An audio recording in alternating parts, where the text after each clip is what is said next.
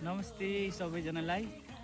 हामी चाहिँ यति बेला अर्राहा जिल्लाको पाडेनी गाउँपालिकामा छौँ। यहाँ चाहिँ विशेष गरेर हामी आज घाँस काट्न आएका छौँ। हामी 2वटा भैँसी पालेका छौँ, बाख्राहरू पनि छ हाम्रो। अनि आज चाहिँ नयाँ बेहुली घाँस काट्न आएछन्।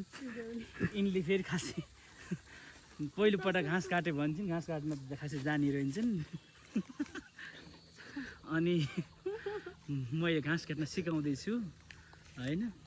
अब यिनी फेरि यहाँ बस्दिनँ नि त, इन्डिया बस्नुभएको कारणले अलिकति घाँस काट्ने खासै धेरै थाहा छैन। अनि तर पनि घाँस चाहिँ राम्रो काटिरहेछन् हैन, एकदमै राम्रो खुसी लागिरहेछ। पहिलोपटक काटे पनि पहिलोपटक काटे जस्तो अनुभव चाहिँ भएको होइन।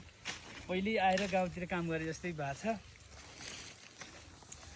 अनि हाम्रोतिर चाहिँ मुसखरी खर एकदमै पाइन्छ। तपाईँकोतिर के भन्छ यो खरलाई?